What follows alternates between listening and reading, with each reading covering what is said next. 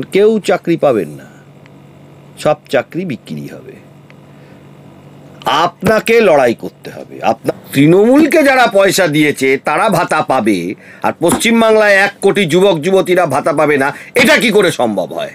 বা যারা কিনা ভাতা পাবে তাদের তো সুপ্রিম কোর্ট টার্মিনেট করেছে, তার মধ্যে তো টেন্টেড ক্যান্ডিডেটরা রয়েছে। মমতা বন্দ্যোপাধ্যায় এত পয়সা দিয়ে যারা চাকরি পেয়েছে তাদের বাঁচাতে চাইছেন কেন? এগুলো একটা একটা করে রেকর্ড তৈরি হচ্ছে। কেউ বলবো লক্ষ্য একটা দিকে, গদি নাড়াতে হবে আর একজনকেই ধরতে হবে। ওই দ্বিতীয় ওইসব ল্যাম্পপোস্ট, ওইসব ইঁদুর বেড়াল ছাগল এদেরকে ধরে কোনো লাভ নেই, মাথাকে ধরতে হবে। মানবিক প্রচেষ্টাটা যারা যারা কিনা টাকা দিয়ে চাকরি পেল তাদের ওপর ওনার মানবিকতাটা কেন, এটাও তো তদন্ত হওয়া দরকার।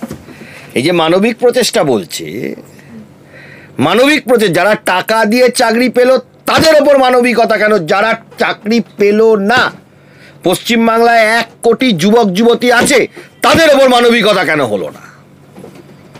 মানবিকতা কি টাকার সাথে চলে? যে ঘুষ দেবে তার ওপর মানবিকতা, যে ঘুষ দিতে পারলো না তার ওপর মানবিকতা নেই? এটাও তো একটা ডকুমেন্ট তৈরি হচ্ছে, বড় মাথাকে ধরতে হবে না? তাহলে আমরা তো মামলা করছি বড় মাথা অবধি পৌঁছবো বলে, বড় মাথা অবধি পৌঁছবো বলে আমরা এগোচ্ছি। এই যে একটা একটা করে এটা রেকর্ড তৈরি হচ্ছে। একটা কোর্টে মামলা হলে তার একটা রেকর্ড তৈরি হয় না, এটা রেকর্ড তৈরি হচ্ছে। বড় মাথার কাছে পৌঁছতে গেলে রেকর্ড তৈরি রাখতে হয়, বেঁধে আইনি বাঁধায়, যেখান থেকে বেরোতে পারবে না। কারণ এদের অনেক ক্ষমতা, অনেক পাওয়ার, অনেক পয়সা, অনেক কিছু। এই যে ভাতা তৈরি করে দিল,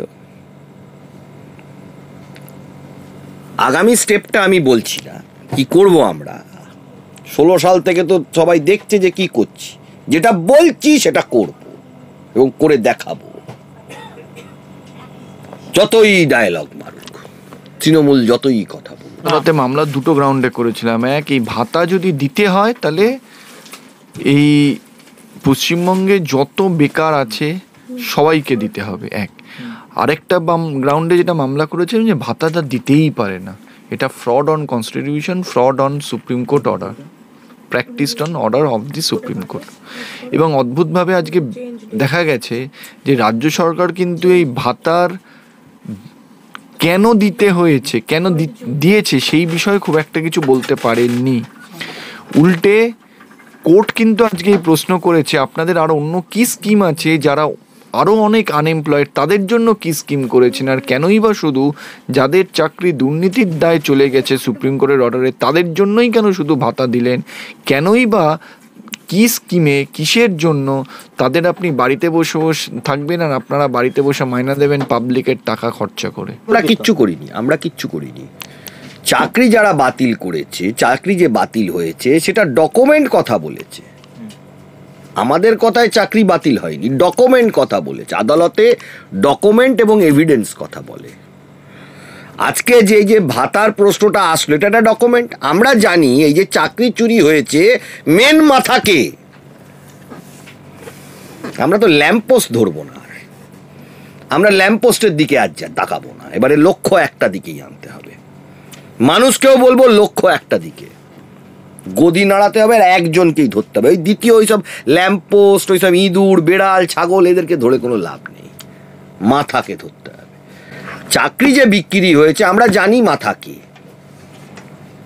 তদন্তে বড় মাথা অবধি পৌঁছতে গেলে অনেক এভিডেন্স লাগে। যেমন এই যে এটাও একটা এভিডেন্স হয়ে গেল, যার সাথে যাদের যাদের সঙ্গে নিয়ে এই যে একটা তৈরি করেছে, এই যে একটা নোটিফিকেশন তৈরি করেছে যে যাদের চাকরি চলে গেছে তাদের ভাতা দেবো, এটা একটা এভিডেন্স হলো। এটা একটা এভিডেন্স, সরকারি এভিডেন্স, বেরোতে পারার জায়গা নেই। তাহলে কি কোথাও গিয়ে একের পর এক বিষয় আপনি বলছেন সেটা ডকুমেন্টটা লিপিবদ্ধ হচ্ছে, চোরাবালিতে পড়ে যাচ্ছে সরকার? দেখুন আইন তো আইন, দেখুন আইনের পথে চলছে, আইনের পথে বলছে। আমি কি বলেছি? আমি বলেছি একটা ডকুমেন্ট আমাদের হাতে আসলো যে পশ্চিমবাংলা একমাত্র ভারতবর্ষের রাজ্য, পশ্চিমবাংলা সারা পৃথিবীতে একটি দেশের মধ্যে একটি রাজ্য, একটি ইন্ডিপেন্ডেন্ট সরকার যে টাকা দিয়ে চাকরি বিক্রি করে আদালত যখন চাকরিটা পুরো বাতিল করে দেয় সেই লোকগুলোকেই ভাতা দেওয়ার ডিসিশন, সরকারি ডিসিশন একমাত্র পশ্চিমবাংলাতেই হয়। আপনি ভারতবর্ষে 28টা রাজ্য আছে, 47 সালে ভারত স্বাধীন হয়েছে, একটা নিদারণ দেখান এই ধরনের ঘটনা ঘটেছে। কোয়ালিটি ফ্রডস্টারকে কোয়ালিটি দিয়েই ধরতে হয়। আমরা ধরবো, ছেড়ে দেবো না। এটা একটা ডকুমেন্ট তৈরি হলো, লোকে হয়তো ভাবছে কি হলো, কিন্তু আমি যুব সমাজ এবং ছাত্র সমাজের কাছে বলবো আপনারাও গর্জে উঠুন, কারণ কেউ চাকরি পাবেন না, সব চাকরি বিক্রি হবে। আপনাকে লড়াই করতে হবে, আপনার লড়াই কেউ আপনাকে পাইয়ে দেবে না, আপনার লড়াই আপনাকে করতে হবে। তাই এই ছেলে মেয়েগুলো বিভিন্ন স্কুলে, বিভিন্ন কলেজে, বিভিন্ন রাস্তায় যেসব যারা পাবলিক সার্ভিস কমিশনে আজীবন পারে, তারা কেন ভাতা পাবে না? এর উত্তর কে দেবে? ল্যাম্পপোস্টদের থেকে তো আমরা উত্তর নেবো না, আমরা মুখ্যমন্ত্রীর থেকে উত্তর নেব। যারা চাকরি হারিয়েছেন গ্রুপ সি, গ্রুপ ডি, তাদের বেতন বন্ধ হয়ে গেছে, তাদের বহু পরিবারের বহুজনের ইএমআই বাকি, ছেলে মেয়ের দুধ কেনা বাকি, তারপরে আপনার গিয়ে ওষুধ কেনা বাকি, তাদের খরচা যাতে চালানো যায়, তারা যাতে রাস্তায় বা কোনো খারাপ সিদ্ধান্ত না নিয়ে ফেলেন, সেই জন্য মমতা বন্দ্যোপাধ্যায় এই ধরনের ভাতার কথা বলেছেন। যারা জেনুইন ক্যান্ডিডেট তাদের লিস্টটা কোথায়? এটা হলো আমার প্রথম প্রশ্ন। যারা জেনুইন তাদের লিস্টটা কোথায়? আমার দ্বিতীয় প্রশ্ন, 16 সাল থেকে 25 সাল অবধি যারা বাচ্চাদের কিছু কিনে দিতে পারেনি, 16 সাল থেকে 25 সাল পর্যন্ত যারা কিছু করতে পারেনি, লক্ষ লক্ষ বেকার যুবক যুবতী, তারা কোথায় যাবে? ভ্যালেন্ডা বাজাবে আর চপমুড়ি বিক্রি করবে? জেনুইন যারা ক্যান্ডিডেট, আপনি তো এটা তো বলতে পারেন না যে যে ঘুষ দিয়ে পেয়েছে তাকে আমি ভাতা দেবো। জেনুইনদের লিস্টটা কোথায়? ওটা সারদার লাল ডায়েরি হয়ে গেছে না, ওটা বার করবো আমরা। ওয়েট, এখনো তো মামলা চলছে, মামলা চলবে। যখন আমরা বলতাম, দেখুন আমরা বলতাম যে সরকার যে ধরনের পদক্ষেপ নিচ্ছে, জেনুইনদের সর্বনাশ হয়ে যাবে। আদালতে আমি বলে দিলে কাজ হয়ে যাবে, তাহলে তো সিঙ্গেল বেঞ্চ থেকে সুপ্রিম কোর্ট পর্যন্ত সমস্ত স্তরে হেরেছে। সিঙ্গেল বেঞ্চে একজন বিচারপতি, তারপরে ডিভিশন বেঞ্চ হয়েছে 2 জন বিচারপতি, এরকম ডিভিশন বেঞ্চ 3 বার হয়েছে, তাহলে 2, 2, 4, 5, 6 জন বিচারপতি হলো। তারপরে সুপ্রিম কোর্টে অন্তত 4টে বেঞ্চে হয়েছে, তাহলে 8 আর 6, 14, 1 15, আর শেষ 2 জন বিচারপতির ঘরে হয়েছে। চিফ জাস্টিস অফ ইন্ডিয়া আর একজন বিচারপতি, 16-17 জন বিচারপতি টোটাল এই রাজ্য সরকারের বিপক্ষে রায় দিয়েছে। তাহলে 17 জনই ভুল আর মমতা বন্দ্যোপাধ্যায় ঠিক, এটা মানতে হবে। সব লয়াররা করিয়ে দিয়েছে। দেখুন, এই সব বাজারি কথাবার্তা বলে তো লাভ নেই। আদালতে আপনার চলবে এভিডেন্স, আদালতে চলবে ডকুমেন্ট, আদালতে চলবে এভিডেন্স, আদালতে চলবে ডকুমেন্ট। এর বাইরে কথা আদালত দেখে না। প্রতিটা স্তরে স্তরে স্তরে স্তরে একটা স্তর থেকে আপনি বার করে আনতে পারেননি অর্ডার। যতবার আদালত আপনাকে জিজ্ঞেস করছে জেনুইনদের লিস্ট দিন, বলছে দেবো না। ওই সারদার লাল ডায়েরির মতন এটা আমরা বার করবো, ওটা সারদার লাল ডায়েরি হতো, দেবো না। কি করে করব, কখন করব, কি করে করে যে এখন মামলাটা করলাম, এটা এখন অর্ডার রিজার্ভ হয়েছে, তাই কি রায় হবে আমরা জানি না, কি রায় হবে আমরা জানি না। যা রায় হবে হবে। আমরা কোনোদিন কোনো বিচার ব্যবস্থাকে, কোনো প্রতিষ্ঠানকে, আমরা সরকারি কোনো প্রতিষ্ঠানকেও আমরা কোনোদিন ক্রিটিসাইজ করি না, একমাত্র তৃণমূল যারা চালায় তাদের বাদ। কারণ তৃণমূল মানে চোর এবং কোয়ালিটি ফ্রড, আমি শব্দটা প্রয়োগ করছি। 22 লক্ষ সারদায় আমানতকারী যাদের থেকে টাকা নিয়ে চলে গেছে, কে? এই তৃণমূলের নেতারা। Quality fraud. এই যে নোটিফিকেশনটা করেছে যে যাদের সুপ্রিম কোর্টের রায়ে চাকরি চলে গেছে, টেন্টেড, তারা পাবে ভাতা। এটা মানে ফ্রড, চিটিং, এটাই হচ্ছে হলো এদের নেচার অ্যান্ড ক্যারেক্টার। আদালতে কি হবে, আইনে কি হবে, আমি সেই নিয়ে কোনো মন্তব্য করছি না। এটা আমার নিজস্ব মন্তব্য, আমার নিজের মামলার এক্সপিরিয়েন্স থেকে, কাগজ দেখে, পত্র দেখে আমি এটা মন্তব্য করছি। বড় মাথা অবধি আমরা পৌঁছবো, সময় লাগবে। আপনি বড় মাথার কাছে পৌঁছানোর কথা বলছেন। আমরা দেখেছিলাম কিছুদিন আগে যখন বিকাশ ভবনের সামনে আন্দোলন হয়েছিল, সেই সময় সব্যসাচী দত্ত তৃণমূল কংগ্রেসের নেতা, তার বিরুদ্ধে বিভিন্ন অভিযোগ উঠেছিল। আপনিও তাকে বিভিন্ন ধরনের কড়া মন্তব্য করেছিলেন, সমালোচনা করেছিলেন। এবারে দেখা যাচ্ছে যে সব্যসাচী দত্তকে চেয়ারপারসন করা হলো, চেয়ারম্যান করা হলো উত্তর 24 পরগনা জেলা তৃণমূল কংগ্রেসের কোর কমিটিতে। কিভাবে দেখছেন এই বিষয়টা? দেরি করে করেছে, আমি তো ভেবেছিলাম পরের দিনই করে দেবে। যখন শিক্ষক, জেনুইন শিক্ষকদের ওনারা মারধর দিতে গেছিল মস্তান নিয়ে সব্যসাচী দত্ত, আমি ভেবেছিলাম যে তার পরের দিনই ওই উত্তর 24 পরগনা জেলার সভাপতি করা হবে সব্যসাচী দত্তকে। একটু দেরি করলো কেন আমি বুঝতে পারলাম না। বোধহয় তৃণমূলের ভেতরে অন্তর্দ্বন্দ্বের জন্য এতটা দেরি হয়েছে। আমি তো পরের দিনই ভেবেছিলাম মমতা বন্দ্যোপাধ্যায়কে উত্তর 24 পরগনার চেয়ারম্যান করে দেবে। কতদিন দেরি হলো? 20-25 দিন কি 30 দিন দেরি হয়েছে। এটা দেরি হয়েছে কারণ নিজেদের মধ্যে তৃণমূল মানে তো সেই নিজেদের মধ্যে কামড়াকামড়ি, তৃণমূলে কোনো বিশ্বস্ত লোক থাকে না, সেই জন্য সময়টা লেগেছে। আমি তো ভেবেছিলাম পরের দিনই করবে। উপহার আমি তো ভেবেছিলাম পরের দিনই করবে। এ তো দেরি করলো বলে আমার লাগছে যে উত্তর 24 পরগনায় অনেকে তৃণমূলের মধ্যে বিক্ষোভ দেখিয়েছে যে ওকে করা যাবে না, সেটাও আমি জানি। তৃণমূলে ওকে যে ওই পজিশনে বসানো যাবে না সেটা নিয়ে অনেকে তৃণমূলের ভেতরে বিক্ষোভ দেখিয়েছে, ওই জন্য দেরি হলো। আমি তো ভেবেছিলাম পরের দিনই হবে। যারা চুরি করবে বা যারা ফ্রড করবে বা যারা জেনুইন শিক্ষকদের পেটাবে তাদের এই দলে প্রমোশন হবে। তারা জেনুইন শিক্ষক কি করে জানলেন আপনি? একটা বড় অংশ তো জেনুইন আছে। আমি তো 10,750-এর ব্যাপারে অভিযোগ করেছি, আমি তো সবার ব্যাপারে অভিযোগ করিনি এসএসসিতে। না, আপনি বললেন জেনুইন এই যে 15 জন, তাদেরকে আমি 15,000 যে জেনুইন এটা আমি বলছি না, কিন্তু আমার অভিযোগ তো 10,750 নিয়ে। এরা তো টেন্টেড। এই 15,000-এর মধ্যে জেনুইন আছে, ফেক যে সবাই এটা তো আমি বলতে পারি না, জেনুইন আছে। তাদেরকে চিহ্নিত করা যাচ্ছে না। কেন চিহ্নিত করা যাচ্ছে না? কারণ সরকার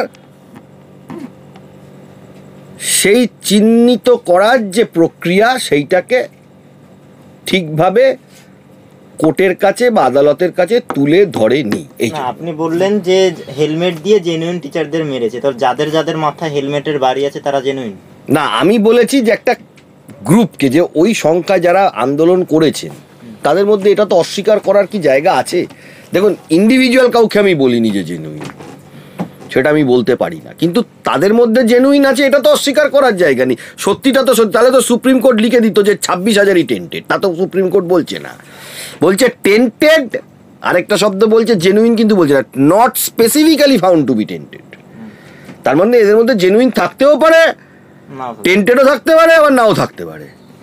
কিন্তু আমি এটা বিশ্বাস করি, এটা অর্ডার, সুপ্রিম কোর্টের অর্ডার বা রায় দিয়ে আমি বলছি, আমি বিশ্বাস করি হ্যাঁ জেনুইন ক্যান্ডিডেট আছে, এটা সত্যি আছে। আপনি যদি একটা সার্ভে চালান, যারা যারা এসএসসি আন্দোলন করছেন, একটা সিম্পল সার্ভে, আপনি ওএমআর মানেন না মানেন না জিজ্ঞেস করুন, দেখবেন অনেক ক্যান্ডিডেট আছে বলবে না আমি ওএমআর মানি, পঙ্কজ বনসাল যেটা দিয়েছে সেটাই মানি, তারা এটা বলবে।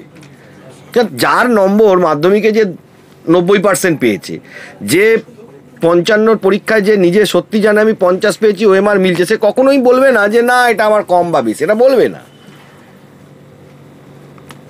আর যার থাকবে না সে বলবে যে মানি না। আপনি এমনি সার্ভে চালালে বুঝতে পারবেন কতজন টেন্টেড, কতজন জেনুইন। তাই জন্য জেনুইন আছে এটা নিয়ে, যে একদম পার্টিকুলারলি ধরুন কাউকে মেরেছে তাকে আমি জেনুইন বলছি না, যে কার মাথায় হেলমেট মেরেছে সেই জন্য, সেটা আমি বলছি। কিন্তু হ্যাঁ, আন্দোলন যারা করছে তাদের মধ্যে জেনুইনের সংখ্যা আছে, এটা অস্বীকার কে করবে? এবার আন্দোলনটা শেষ হয়ে গেছে বলে অনেকে দাবি করছেন যে এখন আর সেই টেস্টটা নেই। কোথাও গিয়ে গিয়ে মনে হয় যে সব্যসাচী দত্ত সেখানে আসলেন, তারপরে যে বিশৃঙ্খলা তৈরি হলো, তারপর থেকে আন্দোলনটা, শিক্ষকদের এই আন্দোলনটা মানে আস্তে আস্তে কমে গিয়েছে। দেখুন, আমি আপনাদের একটা কথা বলেছি, প্রলোভন মানুষকে যখন দেখানো হয় তখন সেই মানুষ প্রলোভনের দিকে কখন পা বাড়ায় জানেন? হতাশায়। হতাশায়। আজকে যাদের চাকরি চলে গেছে, যারা জেনুইন, তাদের জীবনে হতাশা। এই হতাশা যেদিন তাদের মানে এই প্রলোভনের জায়গাটা যেদিন বন্ধ হয়ে যাবে, কারণ আমি আবারও বলছি যে মানুষকে যেটা করছে মহোদয়, যে আজকে গ্রুপ সি গ্রুপ ডির এই যে নোটিফিকেশনটা করছে, প্রলোভন। প্রলোভন প্রলোভন যখন বন্ধ হয়ে যাবে বা যখন দেখবে কিছু আসছে না, তখন সিনারিওটা বদলে যাবে, এটা আমি আপনাকে বলতে পারি। কারণ দেখুন, মিথ্যে বলে ফ্রড করে একটা দিন অবধি যেতে পারবে। এই যেমন ধরুন, এই যে মামলাগুলো চলছিল সিঙ্গেল বেঞ্চ থেকে সুপ্রিম, আলটিমেটলি সবার চাকরি এখনো অবধি সুপ্রিম কোর্টের রায় তো চলে গেছে, মমতা ব্যানার্জি যতই তাদেরকে জোর করে রেখে দিক, গেছে, এটা সত্যি গেছে। সুপ্রিম কোর্টের রায়ে তাদের টাকা ফেরত দিতে হবে, এটা আছে, অর্ডারে আছে, এটা নেই বললে প্যারাগ্রাফ 45-46 বলাই আছে একদম স্পেসিফিক, পয়সা ফেরত দিতে হবে 12% ইন্টারেস্টে। মাথার মধ্যে ঢুকিয়ে রেখে দিয়েছে সরকারের থেকে কি, যে না তোমাদের টাকা ফেরত দিতে হবে না। এটাই এখনো মানুষের মধ্যে সেই সচেতনতা আসেনি যে টাকাটা কিন্তু সরকার নেওয়া কি দেওয়ার মধ্যে নেই, এটা সুপ্রিম কোর্টের রায়। 7 দিন পরে হলেও ওটা ফেরত দিতে হবে ওই 12% সুদে। না দিলে কি হবে তার কনসিকুয়েন্স সারা বাংলা দেখবে। আমি তো বলছি ভয়ঙ্কর পরিস্থিতির দিকে যাচ্ছে। কোথাও গিয়ে তাহলে প্রেসার কুকারটা এখন কি গরম হচ্ছে, মানে সেফটি ভালভটা খোলা আছে বলে সেখান থেকে হাওয়াটা বেরোচ্ছে? দেখুন, আমরা কোনো প্রেসার কুকার তো গরম করতে যাই না। আজকে নোটিফিকেশনটা যেটা এই যে ভাতা দেওয়ার কথাটা, এটা কি আমি বার করেছি?